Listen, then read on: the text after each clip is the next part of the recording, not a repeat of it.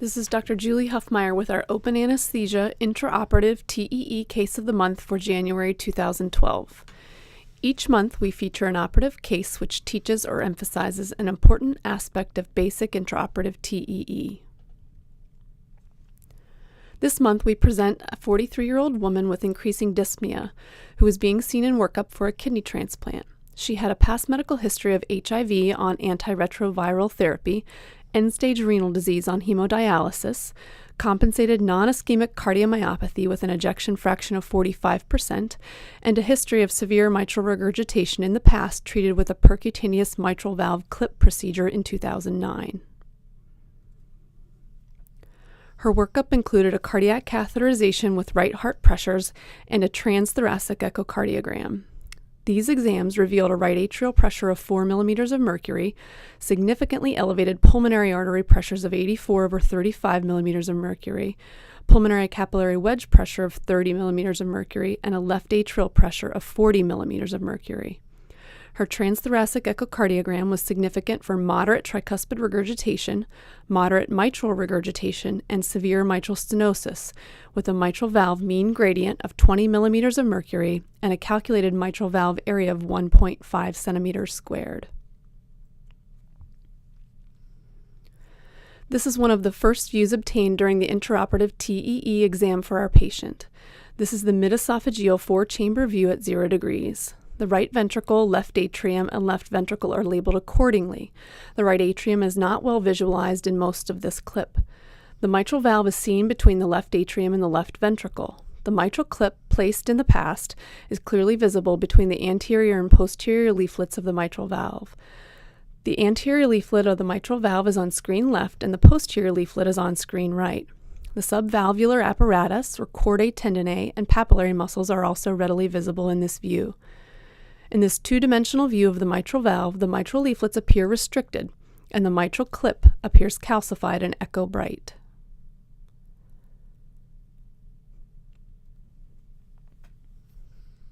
This is the same mid-esophageal 4-chamber view with the depth of the scanning sector reduced such that the image is focused on the left side of the heart with the mitral valve in view and color flow Doppler imaging used. This color imaging helps to show the flow of blood through the mitral valve. It is important to take note that our patient has an increased turbulence of flow as the blood approaches the mitral valve, with hemispheric shells of color that develop as blood approaches a narrowed orifice, in this case, the stenotic valve. Also, due to the mitral valve clip that is in place, the leaflets do not approximate completely in systole, and mitral regurgitant flow is noted back into the left atrium.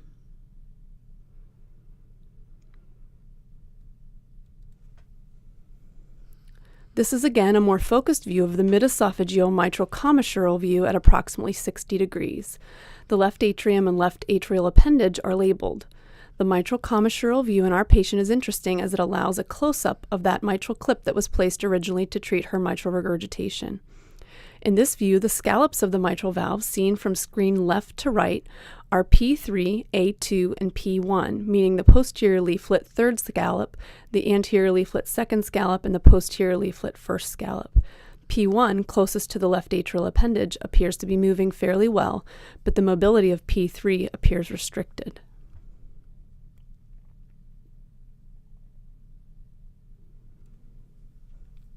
Mitral stenosis is the most frequent valvular complication of rheumatic fever. Due to the use of antibiotics in cases of rheumatic fever, there has been a steady decrease in the prevalence of rheumatic heart diseases. As a result, mitral stenosis has become the least frequent left-sided valve lesion. Mitral stenosis still accounts for 10% of left-sided valve lesions in Europe and is quite common in developing countries with inadequate access to antibiotics and health care.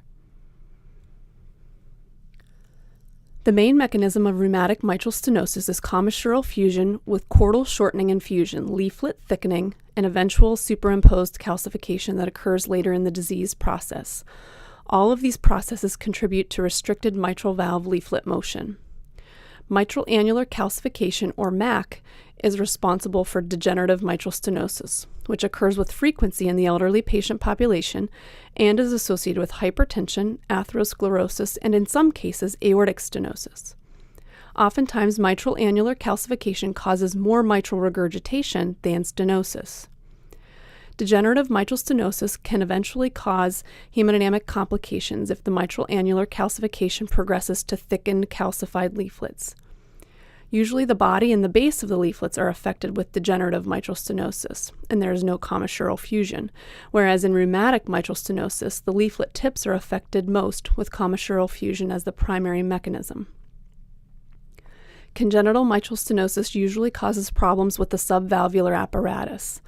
Other rare causes of mitral stenosis include inflammatory diseases like systemic lupus erythematosus and carcinoid heart disease, which cause leaflet thickening and restriction of leaflet motion. The initial phase of rheumatic mitral stenosis is characterized by a decades-long asymptomatic period. The normal mitral valve area is 4 to 6 centimeters squared, and symptoms don't develop until the area is less than 2.5 centimeters squared. When the mitral valve area is 1.5 to 2.5 centimeters squared, patients will describe symptoms that occur with exercise or with conditions that demand an increase in heart rate or cardiac output, such as fever, pregnancy, or atrial fibrillation. Once the mitral valve area decreases to less than 1.5 centimeters squared, symptoms usually occur at rest. Over time, patients with mitral stenosis adjust their activity level and as such can remain asymptomatic for longer periods by becoming more sedentary. The typical age at symptom presentation with rheumatic mitral stenosis is changing. In the past, mitral stenosis affected mainly young women in their 20s to 30s. The disease seems to be more slowly progressive, especially in the United States, and thus patients are living longer without symptoms and are not presenting until their 40s to 50s. Most patients report dyspnea as their initial symptom. This reflects the development of increased left atrial pressure and pulmonary congestion in response to the stenotic mitral orifice. Patients frequently develop atrial fibrillation as the disease progresses and the left atrial size enlarges. Chest pain that resembles angina may also occur and usually reflects right ventricular hypertrophy and not necessarily coronary artery disease. Systemic thromboembolic complications may develop in 10 to 20% of patients later in disease progression. Rheumatic mitral stenosis results in mitral valve leaflet thickening and fusion of the commissures. As the disease progresses, leaflet calcification and subvalvular chordal fusion occurs. All of these changes reduce the effective mitral valve area and limit diastolic flow through the mitral valve into the left ventricle. Due to the obstruction from the tight mitral valve, the left atrial pressure rises. Left atrial enlargement is a universal finding in mitral stenosis and is a risk factor for atrial fibrillation. Tachycardia and atrial fibrillation are poorly tolerated, as loss of atrial systole further reduces diastolic filling of the left ventricle, and the increased ventricular heart rate causes an increase in the transmitral pressure gradient, causing patients to have dyspnea and pulmonary congestion. With elevated left atrial pressure, pulmonary venous inflow to the left atrium is reduced, and this causes increased pulmonary arterial pressures. And if uncorrected, chronic pulmonary arterial hypertension develops. Over time, the right ventricle undergoes changes as a result of chronically elevated pulmonary arterial pressures, including right ventricular hypertrophy, right ventricular enlargement and dilation, and signs of right ventricular failure such as ascites and edema develop. This is the mid-esophageal two-chamber view, found usually between 80 to 100 degrees. The left atrium is labeled and appears large, but remember this is a focused view with a reduced scanning sector depth in order to focus more closely on the mitral valve. The bright white calcified mitral clip is noted in the center of the screen, restricting the mobility of the mitral valve leaflets.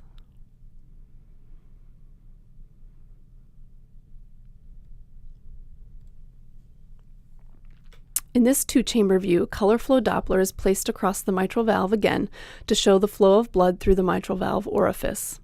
As the blood flow velocity increases toward the mitral valve orifice, those hemispheric colored shells appear, and the backward flow of mitral regurgitation is noted into the left atrium in systole.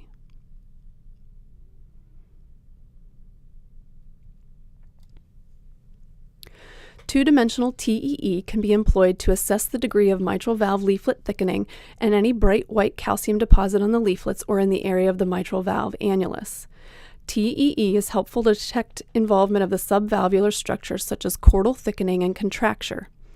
Reduced leaflet mobility usually manifests as diminished excursion of the leaflets, a tethered appearance, and there may be diastolic doming of the anterior mitral valve leaflet. This doming happens as a result of fusion of the anterior and posterior leaflets along the medial and lateral commissures.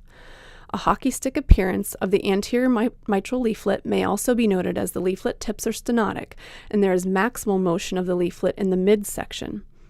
Typical changes in chamber size and function include an enlarged left atrium associated with volume and pressure overload. TEE is also helpful to look for spontaneous echo contrast or swirling of blood, which indicates stasis of blood within a chamber. This spontaneous echo contrast is most often seen in the left atrium with mitral stenosis and is a risk factor for development of thrombus within that chamber. It is important to evaluate the function of the left ventricle, as well as reduced diastolic compliance may accompany mitral stenosis. TEE signs of right ventricular dysfunction and pulmonary hypertension should be sought and include right ventricular hypertrophy, right ventricular enlargement and dilation, as well as tricuspid regurgitation. An in-depth quantitative TEE assessment of mitral stenosis is beyond the scope of this podcast and will be reviewed in the future. For the purposes of this intraoperative TEE podcast, we review a simple physiologic TEE assessment of the mitral valve, the pressure gradient. Normal blood flow velocity across the mitral valve is less than 1.3 meters per second. The pressure drop across a stenotic valve may be calculated from the flow velocity by the simplified Bernoulli equation, where the pressure gradient in millimeters of mercury equals 4 times the velocity squared. Continuous wave Doppler interrogation of the inflow velocities across the mitral valve is completed via either the midesophageal 4-chamber, 2-chamber, or long-axis views. The diastolic spectral profile is traced, and the TEE machine software calculates a mean gradient. An increase in flow across the mitral valve may be seen in severe mitral regurgitation, and as such, a high transmitral gradient may be obtained due to that significant mitral regurgitation. In general, a mean gradient greater than 10 millimeters of mercury indicates severe mitral stenosis. This is the continuous wave Doppler interrogation of our patient's mitral valve. Once the diastolic spectral profile has been traced, the computer software calculates velocity, maximum, and mean pressure gradients. Our patient had a mean gradient of 10 millimeters of mercury in the operating room, but had a mean gradient preoperatively of 20 millimeters of mercury, placing her in the severe classification of mitral stenosis. As noted in the previous echoes shown in this podcast, our patient also had significant mitral regurgitation. Thus, it is important to keep in mind that this mean gradient of 10 millimeters of mercury may be an overestimate, as the increase in flow across the mitral valve due to mitral regurgitation may worsen the transmitral gradient. Other quantitative methods for evaluating mitral stenosis will not be presented here, but will be reviewed in the future. This is the transgastric mid-papillary view for our patient. She appears to have mild, globally reduced left ventricular function, but all of the ventricular walls contract and shorten together. There are no segmental wall motion abnormalities noted. Her papillary muscles, which are the structures at approximately 1 o'clock and 4 to 5 o'clock, are prominent.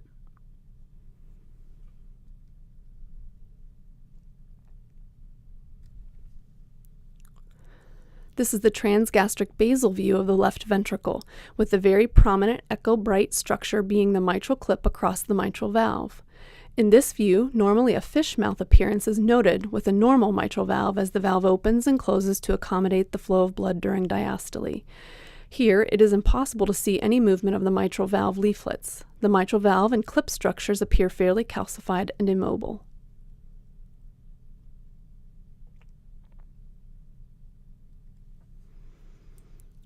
This is a midesophageal of the new mitral valve in place for our patient. It is at 37 degrees and appears to be close to the mitral commissural view normally found at 60 degrees. However, part of the right atrium is in view on screen left. The shadowing and streaking artifact of the valve replacement is noted through the left ventricle. The new valve appears to work well in this view. It is important to remember to evaluate the mitral valve in various views at different multiplane angles to assess for paravalvular leaks and other complications.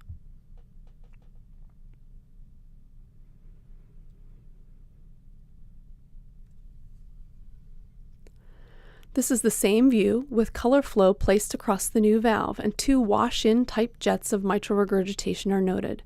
These are not abnormal leaks but are designed to prevent thrombus formation on the new valve. Blue flow of blood is noted through the mitral valve during diastole without much appreciable speckling or turbulence of flow, and the new valve appears to be working well.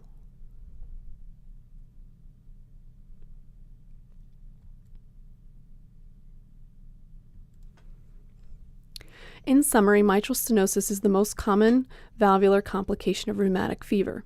In addition, there are other causes for mitral stenosis, and this podcast presented one such cause, that of a calcified mitral clip that had been placed for previous mitral regurgitation. It is not uncommon in cases of mitral stenosis to have coexistent mitral regurgitation.